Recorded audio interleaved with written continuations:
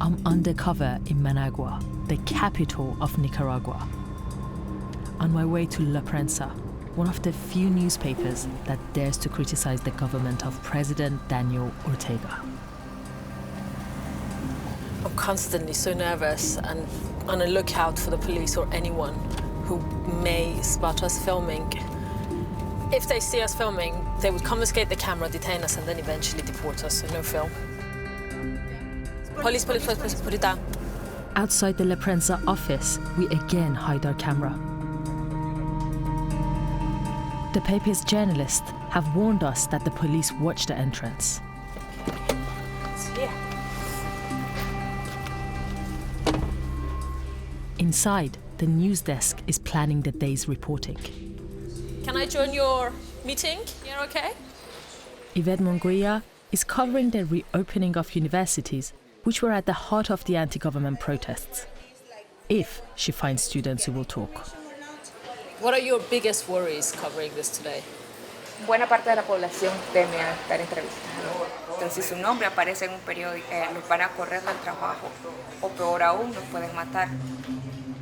The United Nations says the police have arrested hundreds of people, including journalists, to silence critiques of the government. As Yvette's editor, what are your biggest security concerns? Que no la agredan, que no la vayan a echar presa. Ya Yvette en algunas ocasiones ya ha sido agredida por la policía durante las protestas. Yvette shows me footage of when she was attacked, covering an anti-government demonstration where police killed 2 students. The security forces have killed over 300 people since protests began in 2018.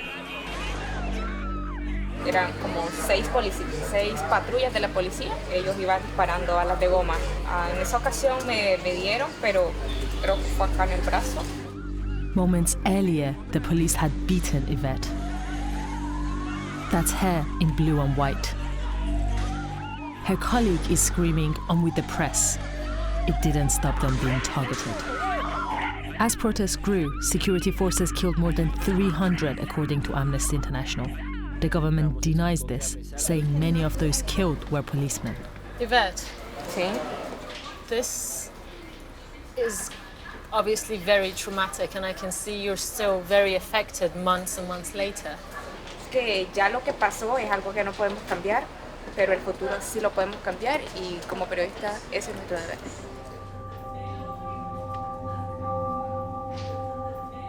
La Prensa's managers say they've had to lay off journalists because the paper's independent reporting means companies are frightened to advertise with them. Yvette and photographer Uriel Molina head off to the universities that sparked last year's unrest. It's not safe for us to go in the same car, so I'm going to have to go in a taxi and just follow them from quite a safe distance.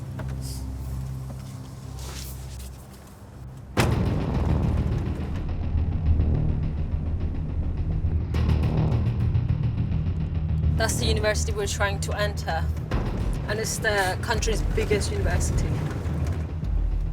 For the government, reopening of the universities shows life is back to normal. But guards are keeping out students who took part in the protests, and journalists too. Okay. They're negotiating with the guards. It doesn't look good. Oh, they're coming back down. They couldn't even get in. He takes a picture of that.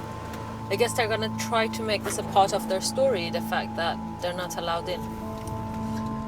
This is so frustrating. So many stories don't get told because the government has made sure to put pressure on journalists any way they can. There is police everywhere. The police and army are under the direct control of President Ortega. According to his critics, since his re-election in 2006, the former Marxist revolutionary has amassed huge personal power. Yvette tries a second university.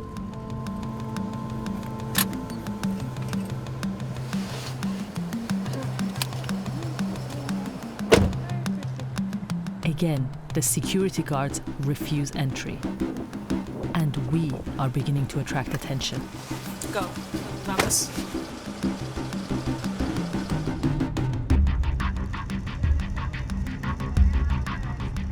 We had a car with a bunch of guys behind us that looked quite dodgy, and they were just watching me constantly, so I think it's time to move on.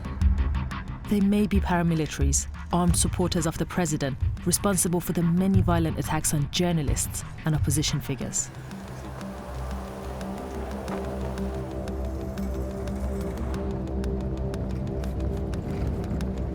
They try a third university. And at last, they get in. I film on my phone as Yvette learns half of the students have not come back to the college. Some blacklisted, others too scared to return. It's a huge number, and it gives Yvette a story the government doesn't want told.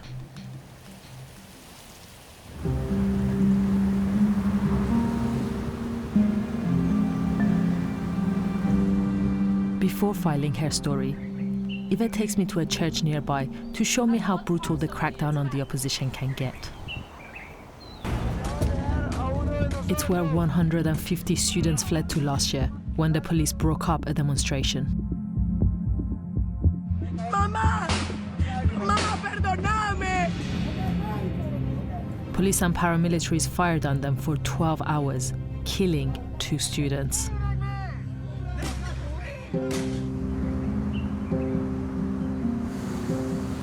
La policía cerró todo el perímetro, pero mucha gente llegó hasta algunas cuadras y la gente estaba presionando para que los paramilitares dejaran a los estudiantes y pues que no les siguieran disparando.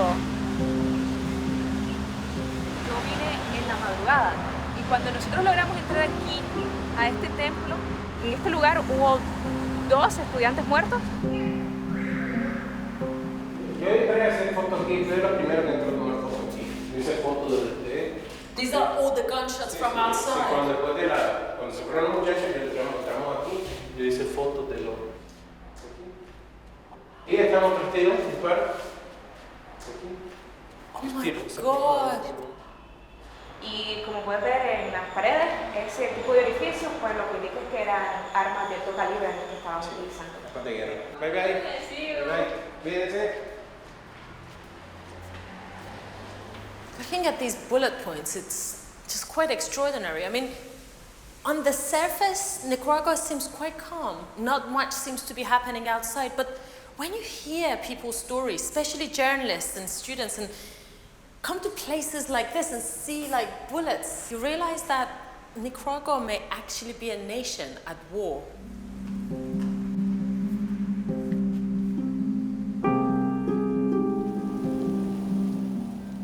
This country has been there before. A civil war 30 years ago claimed more than 30,000 lives.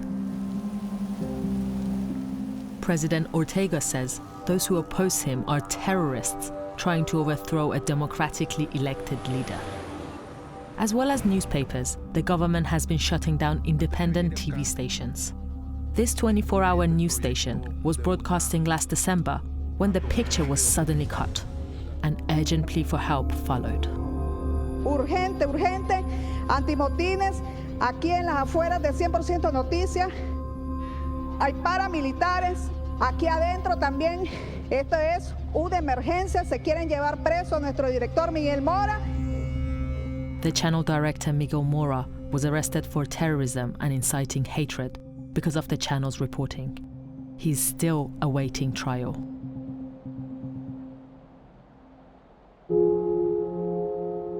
A few weeks ago, he recorded a video message in his prison cell. El periodismo nicaragüense está pasando uno de sus peores momentos en la historia. Están criminalizando la libertad de prensa, están criminalizando la libertad de expresión. His channel remains off air.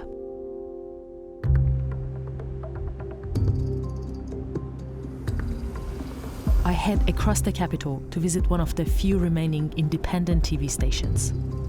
You see posters of Daniel Ortega everywhere, together with his wife, the Vice President Rosario Murillo. I'm very keen to find out how a film crew operates in comparison to a newspaper and what sort of dangers they have to deal with. Channel 10 still manages to broadcast 3 news bulletins a day.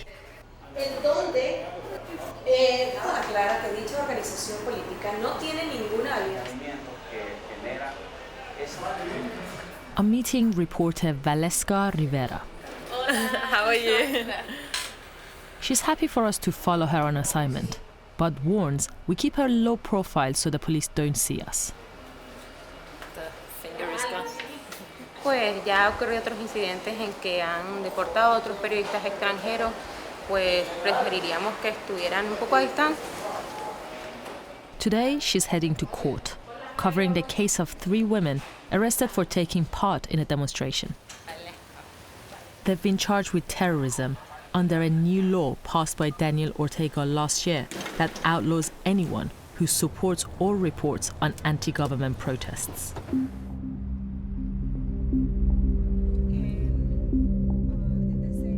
On the way to court, she spots the chance to film another story she's working on. She's learned that petrol stations owned by people who oppose the president are being shut down. They're not sure whether to risk stopping. Police are guarding the forecourts on the lookout for protesters or press. Oh, they're turning.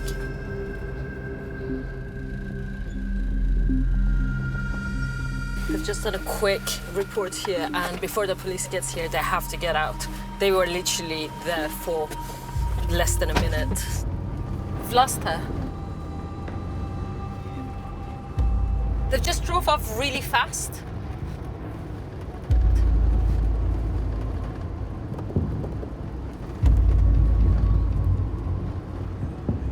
¿Aló? Avanzamos un poco porque no sé si nos notaron que una patrulla nos siguió, es porque ellos notaron que estábamos grabando la estación. The police basically started following them when they were near the petrol station. So for now, camera, put it down, put it down. A big group of police just all over the place. It's really unsettling.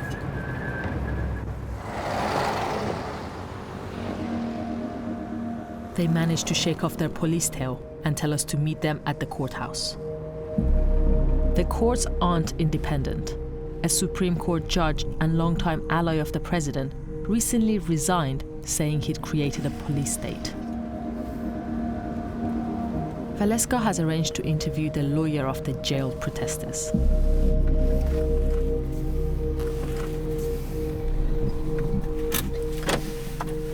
They've just pulled up their car near one of the gates that has the least amount of security, but even that is pretty secure. And they're just waiting for the lawyer. And as soon as they come out, they're gonna rush to the gate to try and get an interview with them. And I'm gonna be filming with my iPhone from here on.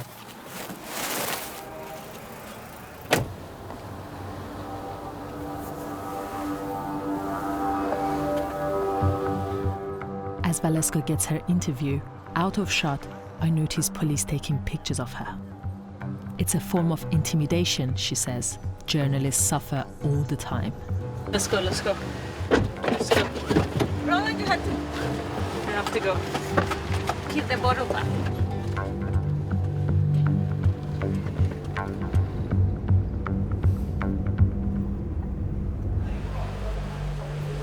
Hot. Back in the studio, she tells me what the lawyer revealed about her clients. No. El día de hoy van a tener una audiencia. 3 de ellas, sin embargo, no llegaron. Fue confirmado que ellas recibieron una paliza en el sistema penitenciario La Esperanza. The authorities deny this, but Valesca reports what she's been told. Esta señaló de que no era cierto, ¿verdad? La golpiza de que...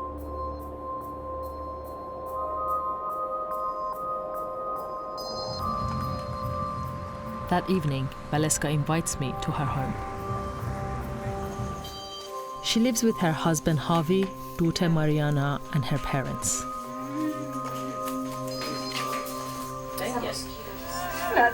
How many of the channels are owned by the government and how many are still independent? Canal 2 es del gobierno. Canal 4 también es oficialista. Canal 6 es del gobierno. Canal 8 es también del gobierno. Y Canal 13 es oficialista o gubernamental. Many of the surviving channels are largely owned by the Ortega family, which has wide-ranging business interests. Valesca had to move recently because of threats against her and her family. There was even a suspicious robbery. A veces salí en la madrugada con mi esposo a buscar un taxi y se acercaron dos motorizados y nos apuntaron a la cabeza. What was going through your mind when you had a gun to your head? Pero ellos me decían que querían el celular, no querían ningún otro objeto de valor, no me preguntaban por dinero, solo por mi celular. Valesca believes journalists' phones are being stolen to access their contacts and view their pictures and videos. Preocupado todo el día, de hecho hasta que ella viene a la casa como ahora mismo, es que yo ya me siento tranquila y todas las mañanas la vuelvo a ver y le prometo que voy a regresar cada noche para verla. Y voy a cumplir con esa promesa todos los días. Voy a regresar cada noche para verla.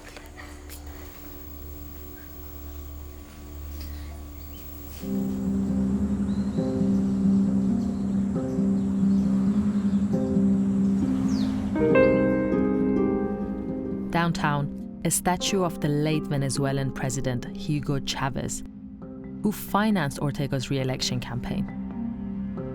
And just as Chavez did, Ortega has grabbed presidential term limits and controls every branch of government. I'm on my way to meet a blogger called Emmanuel Diaz, who is behind one of the most popular blogs in the country. He is known for writing very controversial, daring things. He is one of the last critical voices still remaining in Nicaragua. As we arrive, Manuel Diaz is writing a blog for his hundreds of thousands of followers. And he doesn't mince his words. He once called President Ortega a baby killer. It's got him into trouble.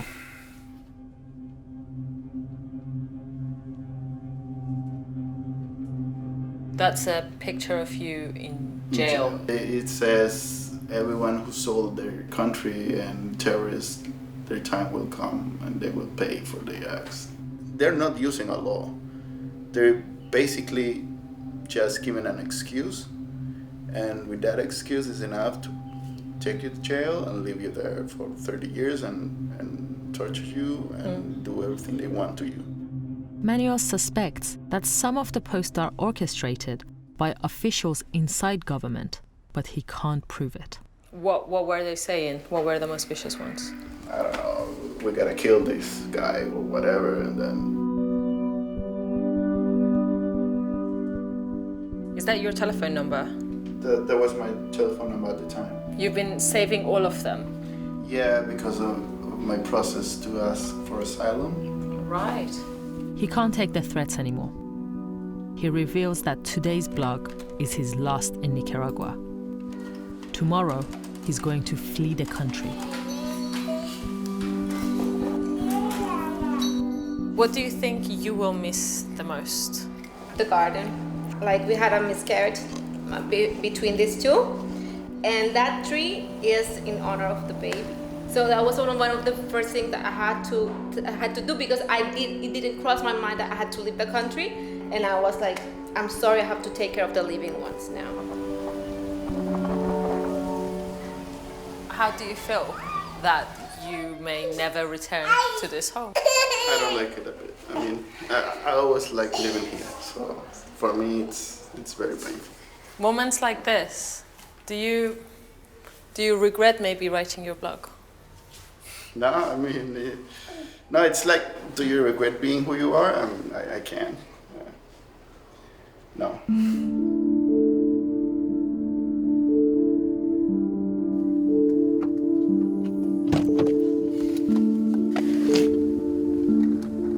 What makes this quite sad is that his story is not unique.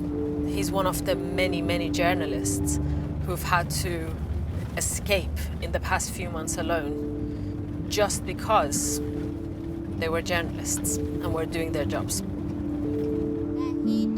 They left the next morning for the US, where they claimed political asylum. Their case is still being considered.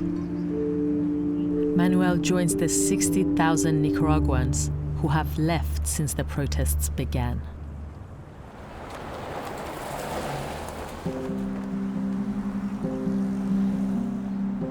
Before leaving, I returned to the offices of La Prensa.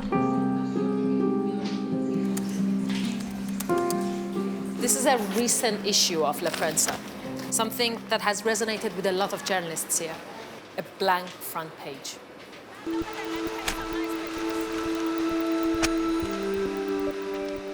It's a brave stand, but Yvette tells me another much more basic problem could well shut down the print run of the oldest newspaper in Nicaragua. It will close in weeks if they don't receive further supplies of paper. Customs officers blocked their last shipment back in September. No necesariamente el gobierno necesita encarcelar a los periodistas.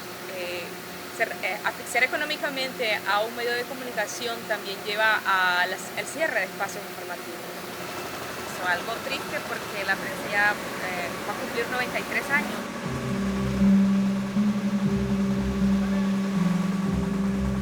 Around 700 of President Ortega's political opponents, including journalists, remain in jail.